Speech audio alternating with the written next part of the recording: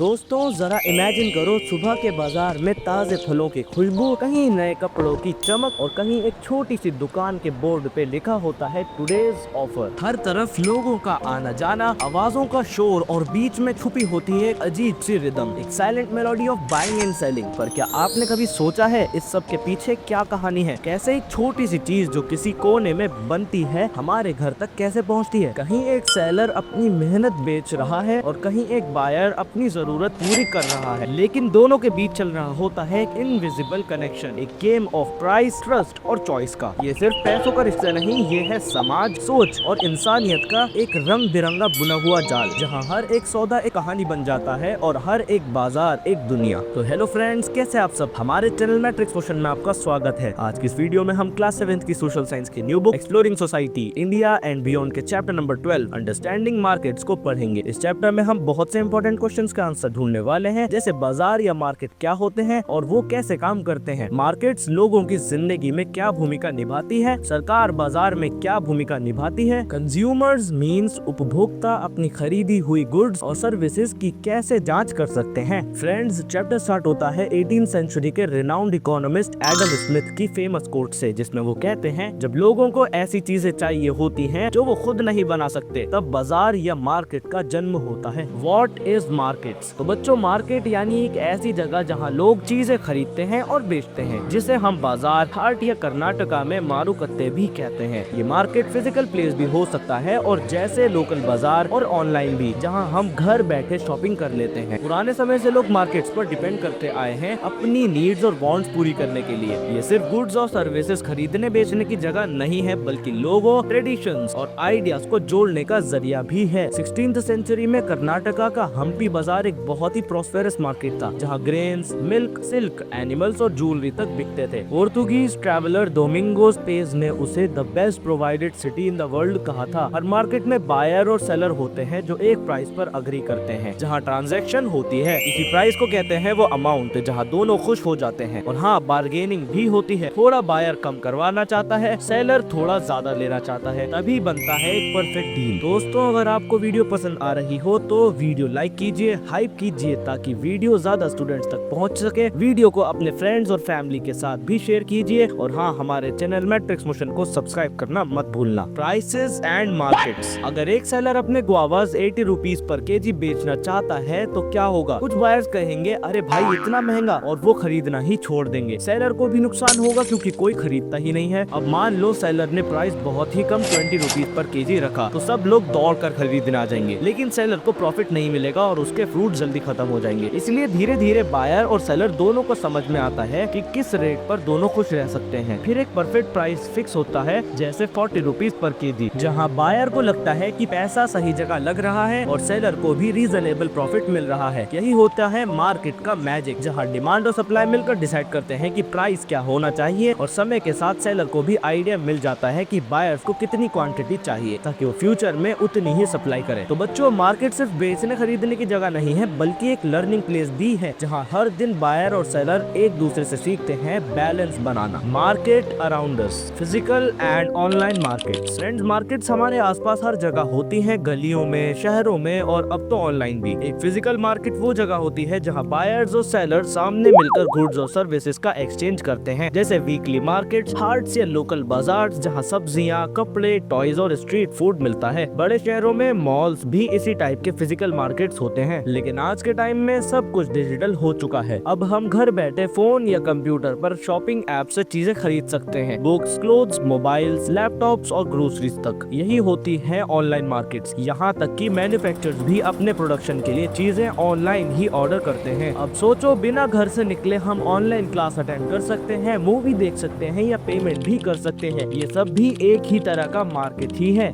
और हाँ, एक और स्पेशल मार्केट होता है स्टॉक मार्केट, जहाँ लोग गुड्स नहीं बल्कि कंपनीज के शेयर्स खरीदते हैं। इसे हम डिटेल में बाद में समझेंगे। Domestic and international markets. Friends, हर देश में दो तरीके के मार्केट्स होते हैं, डोमेस्टिक और इंटरनेशनल। सबसे पहले समझते हैं डोमेस्टिक मार्केट क्या होता है। जब गुड्स और सर्विसेज एक ही देश के अंदर खरीदे और बेचे जाते हैं, उसे डोमेस्टिक मार्केट कहते हैं। जैसे इस बुक को प्रिंट करने के लिए पेपर इंडिया के अलग अलग पेपर मिल से लिया गया, मतलब बायर और सेलर दोनों ही इंडिया के ही हैं। अब चलिए बात करते हैं इंटरनेशनल मार्केट की। यहाँ गुड्स गुड्स और सर्विसेज एक देश से दूसरे देश तक जाते हैं, यही होता है वर्ल्ड। दो इम्पोर्टेंट वर्ड्स हैं यहाँ। एक्सपोर्ट मीन्स अपने देश की चीजें किसी दूसरे देश को बेचना। इम्पोर्ट मतलब दूसरे देश से गुड्स या सर्विसेज खरीदना। अब जरा देखिए इंडिया दुनिया के कौन से देशों से क्या बेचता और खरीदता है। इंडिया के एक्सपोर्ट्स में नॉर्थ अमेरिका को हम बेचते हैं सॉफ्टवेयर और IT सर्विसेज, साउथ अमेरिका को केमिकल प्रोडक्ट्स, अफ्रीका को फार्मास्यूटिकल मेडिसिन,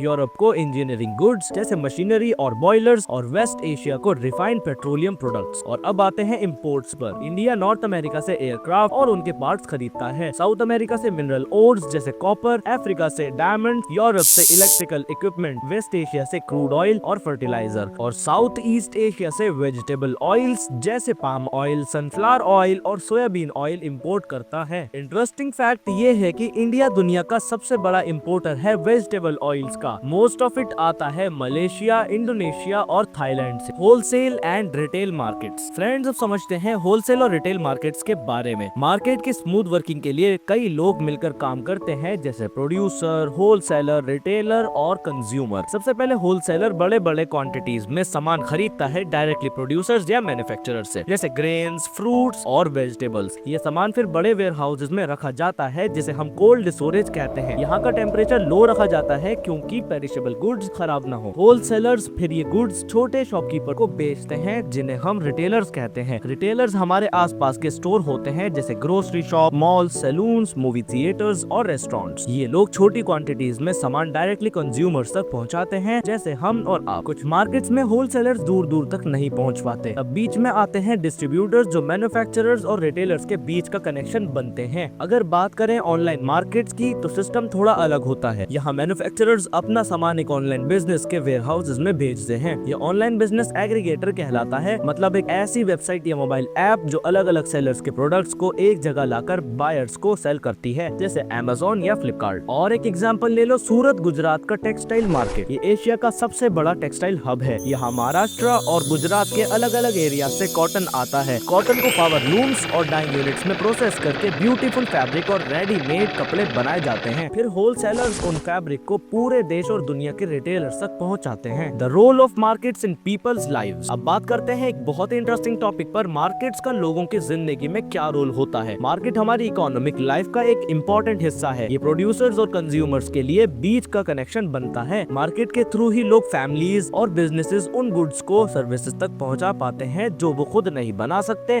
जैसे कपड़े, फूड आइटम्स, फर्नीचर या इलेक्ट्रॉनिक चीजें। अब सोचो एक आर्टिस्ट आकृति जो कैनवास पर ब्यूटीफुल ऑयल पेंटिंग्स बनाती है। उसका टैलेंट सबको पसंद आता है पर उसे बायर्स नहीं मिल रहे। अब उसका चैलेंज ये है पेंटिंग्स बेचे कहाँ और किस प्राइस पर। ये सिचुएशन दिखाती है कि हर प्रोडक्ट का मार्केट रेडी नहीं होता। कुछ प्रोडक्ट्स जैसे आर्ट, हैंडमेड क्राफ्ट्स या रेयर कलेक्टिबल्स के लिए बायर्स कम होते हैं। ऐसे केसेस में आर्टिस्ट या सेलर्स को नए तरीके ढूंढने पड़ते हैं जैसे एग्जीबिशंस, आर्ट गैलरीज या ऑनलाइन प्लेटफॉर्म्स जहां वो अपना वर्क वर्ल्ड के सामने दिखा सके और बायर्स तक पहुंच सके। How markets benefit society. अब समझते हैं मार्केट सोसाइटी के लिए फायदेमंद कैसे होती है। मार्केट सिर्फ गुड्स खरीदने बेचने का प्लेस नहीं होता बल्कि सोसाइटी के ग्रोथ का एक इम्पोर्टेंट पार्ट भी होता है। ये जब कंज्यूमर कुछ स्पेसिफिक चीजों की डिमांड करते हैं जैसे रेफ्रिजरेटर जो कम बिजली यूज करे तो प्रोड्यूसर उसी के हिसाब से नए एनर्जी एफिशिएंट प्रोडक्ट बनाते हैं। इससे एनवायरनमेंट भी सेफ रहता है और सोसाइटी को भी बेनिफिट मिलता है। लेकिन मार्केट सिर्फ पैसों का एक्सचेंज नहीं होता, यहाँ इमोशंस और रिलेशनशिप्स भी बनते हैं। कई फैमिलीज के अपने ट्रस्टेड टेलर, जूलर या डॉक्टर होते हैं जो जनरेशन तक उनके साथ जुड़े रहते हैं। और याद है अपना लोकल ग्रोसर जहां हम महीने भर सामान लेते हैं और एंड में अकाउंट सेटल करते हैं। ये भी मार्केट का एक प्यारा ह्यूमन साइड है। और सबसे इंस्पायरिंग एग्जांपल है मदर्स मार्केट या ईमा केठाल इन इम्फाल मणिपुर। यहाँ लगभग 3000 वुमेन अपनी शॉप चलाती हैं जो वेजिटेबल, क्लोथ्स, हैंडीक्राफ्ट और डेली एसेंशियल्स सब मिलता है। ये मार्केट सिर्फ इनकम का सोर्स नहीं बल्कि एक कल्चरल हब भी है जहाँ अलग अलग कम्युनिटीज मिलकर आइडियाज और ट्रेडिशन शेयर करती हैं। Governments role in the market. Friends, अब बात करते हैं एक बहुत ही इंपॉर्टेंट टॉपिक पर, गवर्नमेंट का मार्केट्स में क्या रोल होता है। मार्केट तभी सही से काम करता है जब बायर्स की डिमांड और सेलर की सप्लाई बैलेंस में हो। डिमांड मतलब कंज्यूमर्स कितनी क्वांटिटी खरीदने के लिए रेडी है एट अ गिवन प्राइस, और सप्लाई मतलब सेलर्स कितनी क्वांटिटी में बेचने के लिए तैयार है एट दैट प्राइस। लेकिन कभी कभी मार्केट खुद से सही काम नहीं करती, तब गवर्नमेंट का रोल बहुत जरूरी हो जाता है। First, controlling prices. गवर्नमेंट कुछ इंपॉर्टेंट गुड्स और सर्विसेज के प्राइसेस कंट्रोल करती है, जैसे लाइफ सेविंग मेडिसिन के लिए maximum price limit set set करती है ताकि कोई ओवरचार्ज ना करे, और फार्मर्स के लिए मिनिमम प्राइस फिक्स करती है जैसे वीट, पैडी और मेज के लिए, ताकि उन्हें नुकसान ना हो। गवर्नमेंट मिनिमम वेजेस भी डिसाइड करती है ताकि वर्कर्स को उनके काम का फेयर पेमेंट मिले। लेकिन हाँ, गवर्नमेंट को ध्यान रखना पड़ता है, अगर प्राइस बहुत लो होगा तो प्रोड्यूसर्स का इंटरेस्ट कम हो जाएगा, और अगर प्राइसेस बहुत हाई होगा तो कंज्यूमर्स को दिक्कत होगी। Second, ensuring quality and safety. Government ये भी इंश्योर करती है कि हम तक पहुंचने वाले प्रोडक्ट सेफ और हाई क्वालिटी हो। जैसे मेडिसिन बनाने वाली कंपनीज को गवर्नमेंट टेस्ट और अप्रूवल के रूल्स फॉलो करने पड़ते हैं ताकि कंज्यूमर्स की हेल्थ पर कोई रिस्क ना हो। Third, controlling market effects. कई बार फैक्ट्रीज और प्रोडक्ट्स एनवायरनमेंट को पोल्यूट करते हैं, जैसे सिंगल यूज प्लास्टिक्स। इन केसेस में गवर्नमेंट आगे बढ़कर स्ट्रिक्ट रूल्स लगाती है और पोल्यूशन कंट्रोल करती है। गवर्नमेंट वेट्स और मेजर्स भी चेक करती है, जैसे पैकेज्ड प्रोडक्ट्स का असली वेट सही लिखा हो। Fourth, providing public goods. कुछ सर्विसेज ऐसी होती है जहां प्रॉफिट कम होता है, जैसे रोड्स, पार्क्स, पुलिसिंग और स्ट्रीट लाइट्स। इन सब का खर्चा गवर्नमेंट उठाती है ताकि लोगों को बेसिक फैसिलिटीज मिल सके। How can consumers assess the quality of products and services. दोस्तों, जब हम मार्केट या ऑनलाइन शॉपिंग ऐप पर कुछ खरीदने जाते हैं तो सबसे पहला सवाल होता है, ये प्रोडक्ट सही है या नहीं। मार्केट में हजारों गुड्स और सर्विसेज मिलते हैं, लेकिन हमें क्वालिटी देखकर ही डिसाइड करना होता है कि क्या खरीदना है। जैसे सोचो तुम मार्बल्स खरीद रहे हो एक कंपटीशन के लिए, तुम देखोगे उनका साइज, कलर और स्ट्रेंथ, ताकि बेस्ट मार्बल्स लो और गेम जीतो। इसी तरह जब हम ग्रोसरी खरीदते हैं, जैसे बेसन का पैकेट, तो हमें उसके पैकेट पर लिखी डिटेल्स ध्यान से देखनी चाहिए, जैसे MRP, batch number, manufacturing date, expiry date, ingredient list और फसाई मार्क। अब फसाई क्या होता है? फसाई का मतलब है food safety and standard authority of India. ये इंश्योर करता है कि फूड सेफ है और गवर्नमेंट के स्टैंडर्ड्स के अकॉर्डिंग बना है। इसी तरह अलग अलग प्रोडक्ट्स के अलग अलग सर्टिफिकेशन मार्क्स भी होते हैं, जैसे ISI mark bureau of Indian standard देता है इलेक्ट्रिकल गुड्स, टायर्स और कंस्ट्रक्शन मटेरियल्स पर, ताकि प्रोडक्ट सेफ और रिलायबल हो। एग मार्क एग्रीकल्चरल प्रोडक्ट्स जैसे फ्रूट्स, पल्सेस, सीरियल्स और स्पाइसेस के लिए क्वालिटी का गारंटी मार्क है। 20 स्टार रेटिंग इलेक्ट्रॉनिक्स जैसे टीवी, फ्रिज, AC पर मिलता है। जितना ज्यादा स्टार्स होंगे उतनी एनर्जी सेविंग और कम बिजली का बिल। आज के टाइम में हम ऑनलाइन शॉपिंग भी करते हैं, तो वहाँ क्वालिटी चेक कैसे करें? सिंपल, यूजर्स के रिव्यू और रेटिंग्स पढ़ो, ये बताते हैं कि प्रोडक्ट सही में अच्छा है या नहीं। और हाँ, कई बार हम प्रोडक्ट्स किसी फ्रेंड या फैमिली के सजेशन पर खरीदते हैं, इससे कहते हैं वर्ड ऑफ माउथ, जो एक पावरफुल वे है प्रोडक्ट ट्रस्ट करने का। फ्रेंड्स, आज के लिए बस इतना ही। वीडियो पसंद आई हो तो लाइक एंड शेयर कीजिए। आपका सपोर्ट हमारे लिए सबसे ज्यादा इम्पोर्टेंट है। आपके सपोर्ट से ही हम ग्रो होंगे, और जितना हम ग्रो होंगे उतना ही और बेटर एजुकेशनल कंटेंट आपके लिए बना पाएंगे। तो मिलते हैं एक और अमेजिंग वीडियो में। Till then keep learning and keep exploring. Good bye.